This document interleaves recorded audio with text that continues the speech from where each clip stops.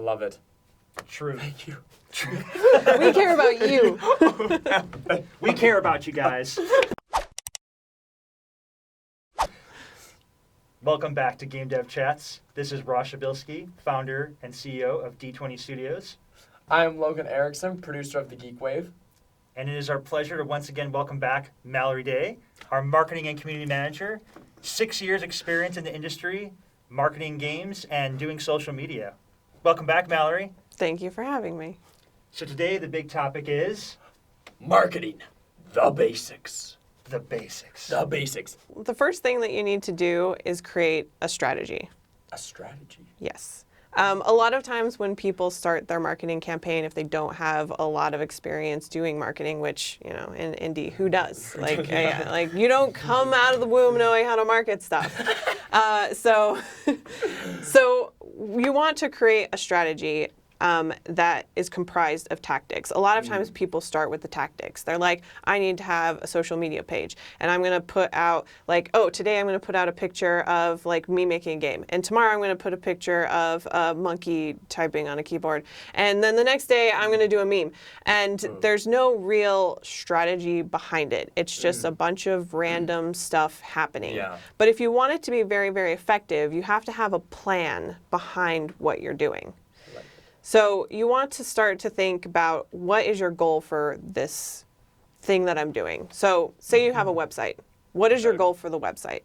Is it just to talk about your product? Is it to talk about your game? Are you trying to recruit people through this? Or is it that you are trying to really promote your Kickstarter and get more people to go there and find out about the project in context of raising money? Wow. This is Nice. very thought-provoking, Mallory. I mean, Wow. we had this talk a few times ago where we were sitting like, how do you get your first follower? Yeah. And I was kind of Yep. like, well, you know, would start out and you just sort of shotgun it out there, There's right? And I'm just like kind of blown away. It's a massive paradigm shift to go from just putting things out there to really having a foresight into thinking how each channel is different and what you want to be thinking in advance to put on those channels. Well, I think it's just, you know, the way I kind of think about this is, right, when I got my first, I think my Facebook account, man, I was like probably like 13, 14, right? And I was just like, I don't know what I'm doing. Like, sure, I'll just put out pictures, right? And like random stuff like that. Like there was no plan, you know what I mean? But that's what everybody did. But now hearing this, it's much more of like in comparison if we're playing like a game of Risk, where it's like calculated, like very strategic versus like just gambling, for example, right? Yeah. Where it's just like, I'm just gonna throw something out and see if it sticks, right? And I think that's the difference where you get these YouTubers where they make one video that goes over 1 million and they never have another one, right? Where the other ones, they have every single video planned out down to the second, and those are the ones that get the consistent million upon millions of views. Yeah. It's very good. Yeah, Very you good. have to have a plan. It's not just like a random one-shots. So that's one of the things that we did with D20 Studios. When we started the Facebook page, we wanted to make sure that we weren't just like putting out like, hey, there's this product, you should look at our game. We wanted to, because it's an indie and because we do want to get funding for our game, we wanted to show why people should believe in the company and care about what we're doing. So we started talking about what the vision for the company was, who the employees are, why they are credible, why you should like potentially give us money. And then we are currently talking about the previous game that Ross made and really focusing on the success that it had and how he was able to bring it to market with just him. So now that he has I was more... that lucky guy that watched the YouTube video. So now that he has an even bigger team, theoretically, he'll be able to create even a better game.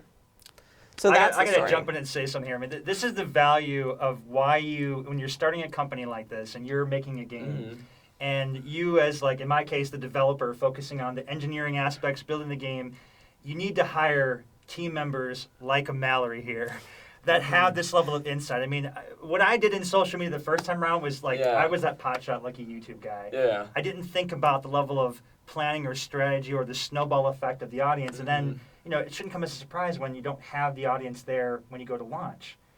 And every day I'm learning something new from Mallory about this plan. Like, our schedule is over a month in advance now, right? That we're projected out. Like posts are planned that far in advance. Like we have like this novel Mallory's writing of what we're gonna say, how it's gonna be. That's insane. Yeah.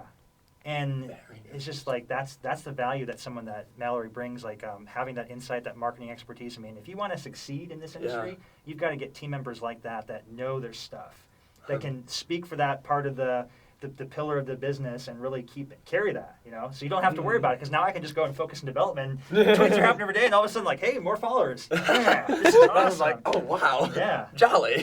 Yeah. All right. Yeah, no, it's a lot of work. It doesn't just happen overnight.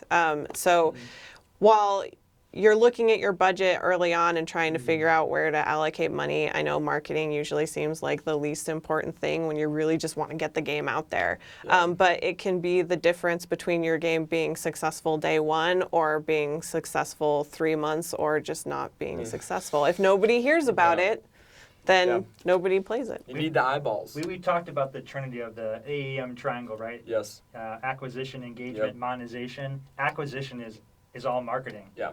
And, you know, in our own forecast, we'll probably talk about this in the future at some point, but the single greatest failure point you have in the industry or your business success is your acquisition.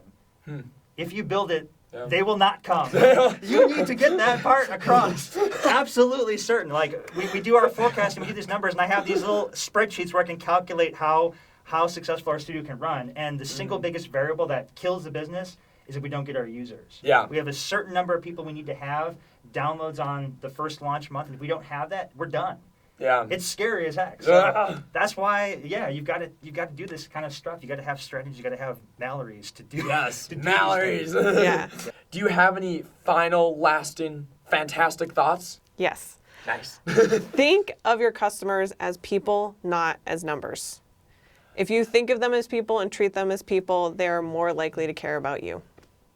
Well, this has been a wonderful episode. I Absolutely. thoroughly enjoyed it. Yeah, me too. Thanks again for coming on board, Mallory. Yeah, it's been great. This has been awesome. And this has been Game Dev Chats.